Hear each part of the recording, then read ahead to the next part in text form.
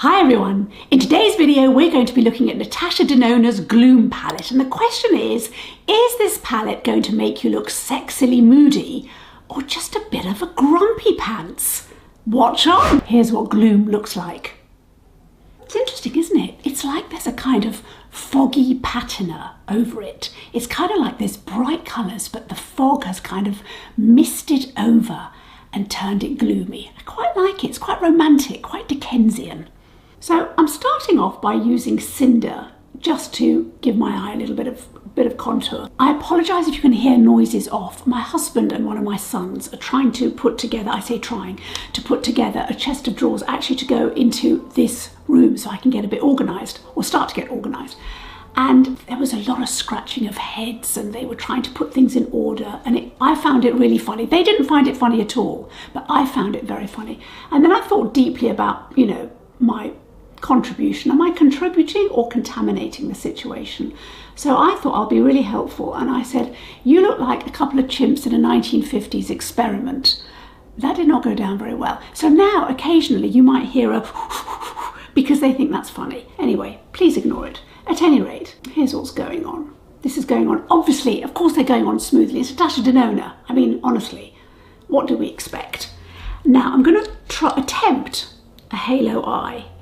So I'm going to put moss in the corner. Hopefully it will, it does show up. Hopefully it will show up, but I think it does. And then let's see. I'm going to try and do it really sort of softly. And let's see how successful I can be. They are soft though, aren't they? They're very soft colours. I should say all I've got is a little bit of Lisa Eldridge liquid eyeshadow on in Phoebe, usual. So that's that. Now I'm going to go in with a little bit of Verdant, which is this really lovely, I always think of this shade as Caran d'Ache green. You may or may not know what I mean, depending on whether you ever had or have Caran d'Ache felt tips or pencils. I grew up with the pencils and became obsessed with the colours. So I'm just putting that on the outer corner. It is a little bit of a sparkly shade, but I think we're here for a bit of sparkle in the Gloom. Oh, I should say I'm using the Refa 28. Such a nice flat brush, this one. Okay, and then now in the middle I can either put the Dusty Rose or Zephyr. I am tempted to put, in fact I will put Glint, the metallic dark medium dusty rose as described. Just using my finger.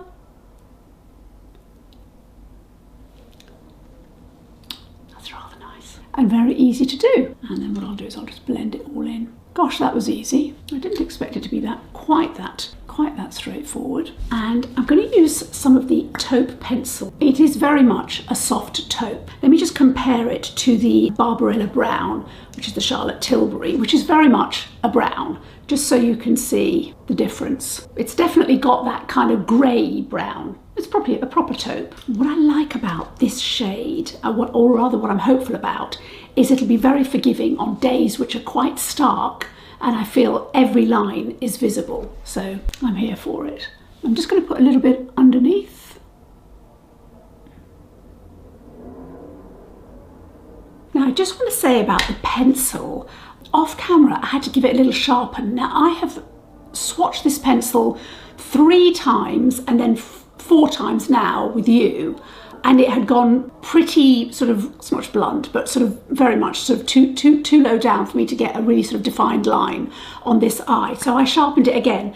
I think what I want to say is it's properly soft, which is a good thing. It goes on really well, but it did need a cheeky sharpen quite quickly. In my book, that's not a negative. The Charlotte Tilbury ones, which I absolutely adore, are exactly the same, but that for me just means they glide on. And the other thing I will say about this pencil, I only had to swatch it like 3 times in total for a couple of shorts, and once it dried on, it didn't budge. I had to really scrub it off my hand with a baby wipe.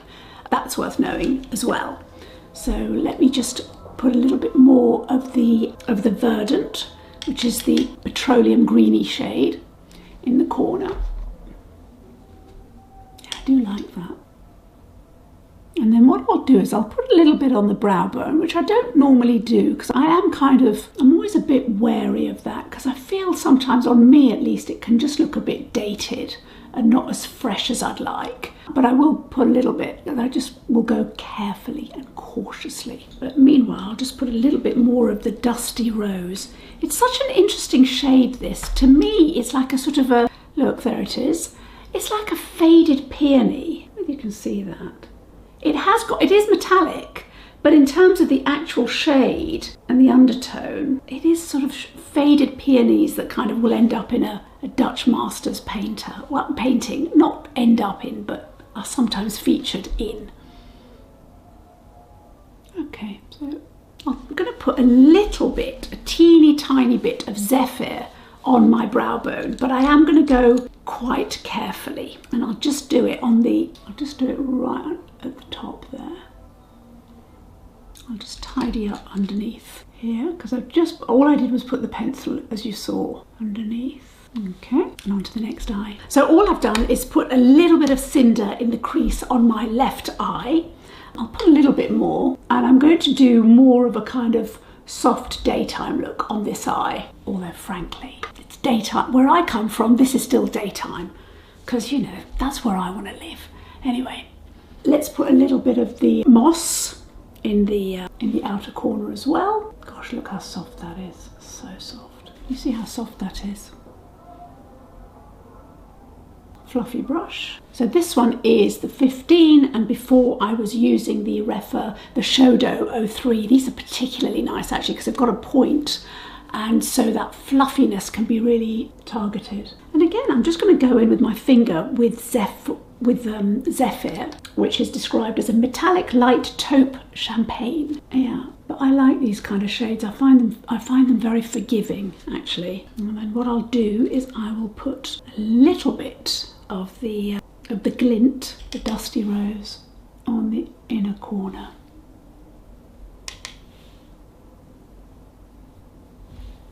There we go. That's just very soft, isn't it? I'm going to use the taupe pencil on top of my eye, and I have sharpened it again, as you know, so it should be okay. I'll just put a little bit on. I don't want to make it too heavy. And what I'll do is I will put a little bit of moss on my lower lid.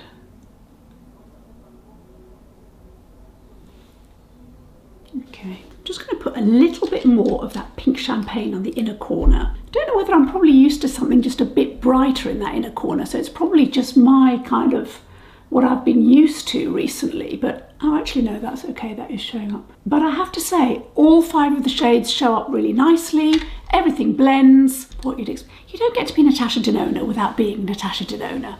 Anyway, I'm sure I've said this before, it's very bad that I'm repeating myself, forgive me. I'm going to go off, just tidy up a little bit under my eyes, put some mascara on, and I'll be back and we'll do a few very sort of curated comparisons so I don't drive you bonkers. So I've put some mascara and I tied it up under my eyes. Now here is the finished look. Let's start with this one. This is sort of what I like to think of as just a very soft halo. I did use the, what's it called? It is Verdant, yeah, the sparkling metallic petroleum green. So that's what I used on that side. And remember, I used the taupe pencil underneath, just very softly, and then I just smudged it with my hand, with my finger, which I probably shouldn't do, but I do sometimes. And then this is the soft, what I like to think of as a soft kind of day look. I didn't use the Verdant at all for that.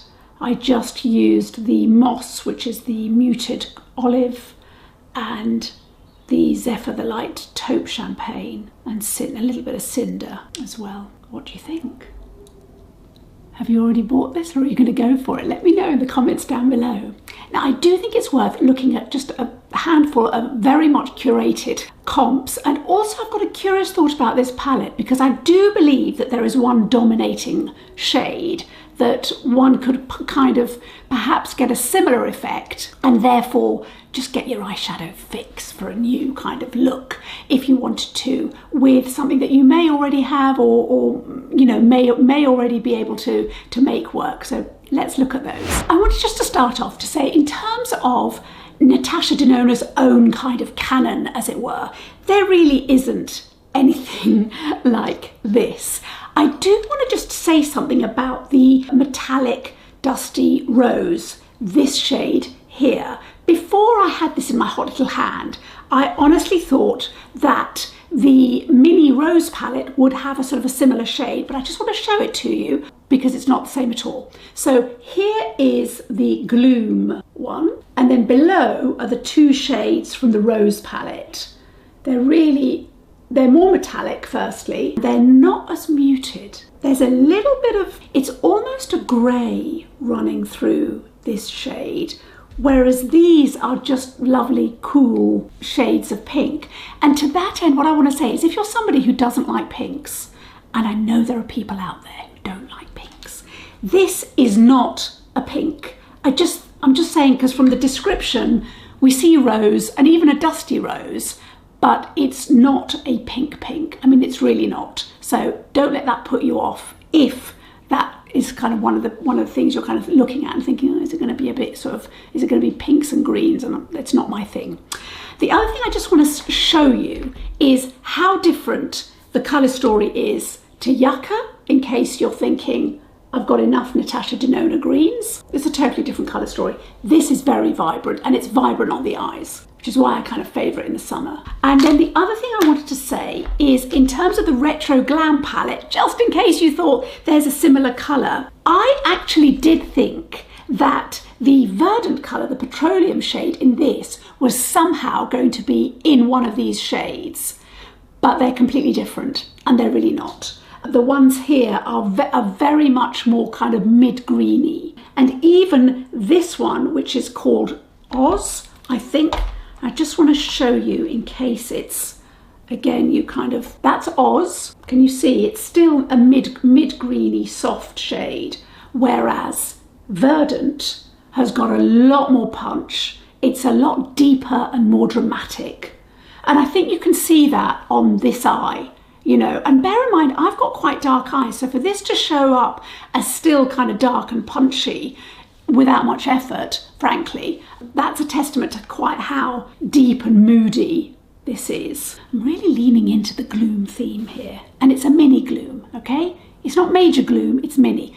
I can cope with that. The other thing I wanted to say, and I know this is a little bit off kind of, I'm going off piste a bit, but remember this? So I have not used this palette much since buying it. I really haven't. I think it's just, I don't know, it's just not my colour story. However, I did want to say that this shade here, which is called Blitz Radiant Rhapsody, nothing like Verdant. I'm going to show you so that you can see it. There you go. See how moody this shade is, this colour story is. To call it gloom is exactly right, because it's all the sort of shades that you think you know, or do you? It's got that kind of, it could have been that, but actually the gloom took over. You know, there's this patina over this whole colour story, which I think is probably what makes it unique. It may not be something that you're interested in or that people get excited by, but I think it is more of a unique colour story that initially, I have to say, I thought it would be. I thought it would be quite a convenient colour story for me, because I like these little quints, and also they're kind of well priced. Or are they? More of that later. Anyway, so that is Pat McGrath. So then the question is, how like YSL's Unexplored Garden is this? Now I'm going to show you a complete side-by-side comparison with that, as well as Emerald Effects by Charlotte Tilbury, because I think there are some sort of similarities, and again, you kind of may think they're related, and it is important that you don't feel you have to duplicate in your collection. So here we have some of Emerald Effects as well as Gloom. Now, to be honest, I started initially just swatching these three shades from Gloom because I thought they were the most sort of viable ones to kind of compare. But just so you can see, I also put the Cinder from Gloom just to see, and it's kind of, it's similar-ish. Although, to be honest, I don't think that's the issue so much here. It's more these shades. Do you feel there's a duplication? And just for the sake of good order, I put the very lightest shade in Gloom just to show you. But as you can see with Emerald Effect, it's basically these shades, these three shades here, that are probably of most interest for us today as a comparison. They are much more glittery, much more glamorous actually, whereas what Natasha gives us is a much more muted affair. The olive tone is obviously matte. We've also got the Zephyr shade, which is much lighter. And then again, look at the comparison. And as I said, I think this is the standout shade in Natasha Denona. When you look at it side by side with Charlotte Tilbury, there's definitely more shimmer. And it's also got more green, really. There's much more of a bluey shift, I feel, in Gloom. I mean, listen, I'm such a fan of Emerald Effects that nothing's going to shift me from, I would always have that in my collection. However,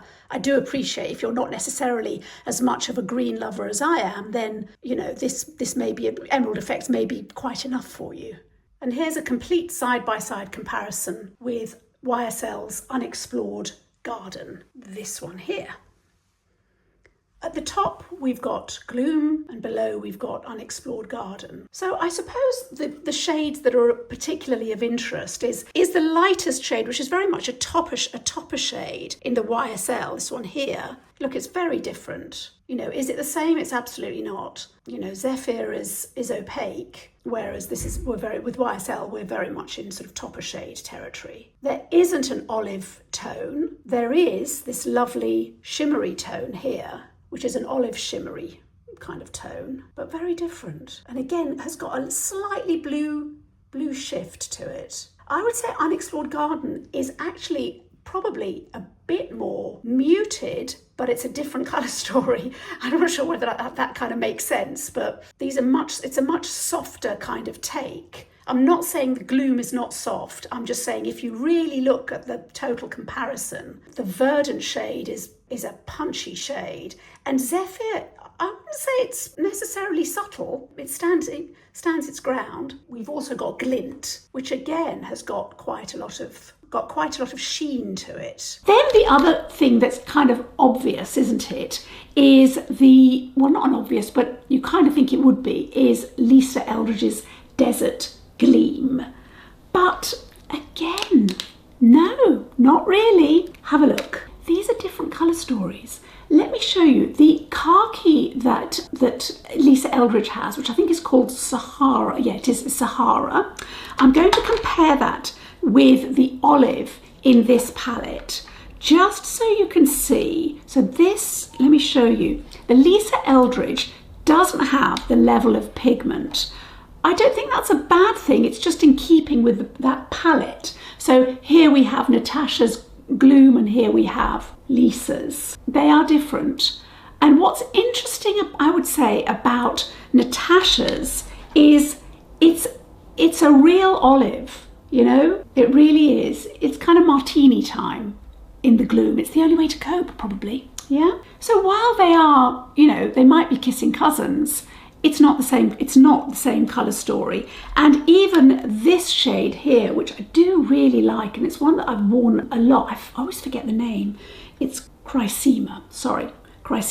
So let me show you that so that you've got an idea, because this palette has been very popular and is also, immensely wearable. So you may well be thinking, do I really need both? So that is Gloom in the Zephyr. And this is Chrysina. So can you see Chrysina has got more gold in it, more gold flecks. It's greeny gold, whereas, as we know, Zephyr is the light taupe champagne that Natasha is giving us here. So just to reiterate, they are different colour stories. I'm not saying one's better than the other, but they are different. I'm going to show you two comparisons from Lisa's Sorcery, and we've got Grotto and Mage, so they're the two middle shades, and compare them with, I'll show you both together in fact, Natasha's Zephyr and Verdant, so number 2 and number 4. in this palette. So here you have on the top the two from Natasha, Zephyr and Verdant, that petroleum green. And then below we've got Lisa Eldridge. Now this shade here, which I can never remember the name, is this Mage or is this, yes, it's Mage. So Mage has got a lot more green to it. There's no question about it. But could you get something similar? I'm not saying it's a dupe. I'm not saying it's the same. I'm just saying that this is the mini Gloom palette. So what if Natasha brings out the Gloom palette, which is the big size, the maxi size, for 2.5 times the cost, and you get 3 times the amount of shadow that you get here. I'm so impressed I did that in my head. That's unbelievable. I'm so sorry. I'm going to have to go and do a little dance in a minute. But anyway, all I'm saying is there could be a bigger palette coming our way, okay? And it could be that you then end up looking at this and feeling a bit redundant if said big palette, that I'm just speculating. I don't know no one tells me anything. I'm just in this room. No one talks to me and I don't know anything at all. All I'm saying is, it's kind of happened to me, that then the bigger one comes out, the Big Daddy comes out, and maybe you would have been able to make a few looks yourself and then wait for that. Because at the end of the day, it's only good value if you're going to use it. And it's really probably only good value if you genuinely can't get these looks with anything else. Although I do understand that there is the convenience factor, and I'm a big one for this because I like these little palettes. I'm a big fan of them. So, you know, there is that. But I just thought in the interests of inclusivity, it was important to say, don't feel bad if you don't want to go for this, or you can't go for this, or, you know, whatever. Because, as I said, the real standout shade, which is the one, maybe you've got something, maybe you have, and you can kind of, you know, as I said, get your fix one way or the other. Anyway, those are my thoughts. I do really like this palette, but as I said, I think out of the 5, there's one shade that's kind of, you know, really wonderful. And I know that's sort of Natasha all over, because what's good about her is she does include these shades that are kind of more muted. She does it in every palette. These kind of, you know, we know you can put them in your crease, you can line your eye. They're just easier to use shades, and then you get these lovely pops of pizzazz that are just absolutely thrilling. I think what I'm trying to say in this, much as I love this colour story, it's sort of questionable quite how special, in inverted commas, you know, it is. Even I've got over the name, frankly, because I think it's well named. I really do. I was making all sorts of cheap jibes about, oh, the interns probably named it and someone's in trouble. That's not true at all. There is, as I said, there's this patina of fog, of smog, if you're from Great Britain. It's definitely got that kind of factory pumping out fumes over some bright shades, and so they've become more muted. But they're not that muted. I'm just saying, look at what's going on here. I don't think that's muted at all. And it was no effort, and I have very little skill, and I just use a normal set of brushes and nothing else. So, you know, I think you can get some really lovely looks, and I am actually really looking forward to using this. And now that I've got it and wearing this palette, I like this size of palette. What can I say? I do. I like this size of palette. They're well priced, and you can get a little pop of excitement in your life, or if you're me, pop of excitement in my life. You know, it's the kind of thing that gets me excited. I don't know. Over to you. I want to hear. Are you looking at this thinking, not that special? Or are you looking at it thinking, I've got to have one? I've got to have one. Maybe you've already ordered it. Maybe you've already got one. What do you think of it so far? Please let me know. I love to hear from you. So you'll see me lurking in the comments down below, as I always am. So do subscribe so you don't miss any more videos, and I will see you in the next one. Bye.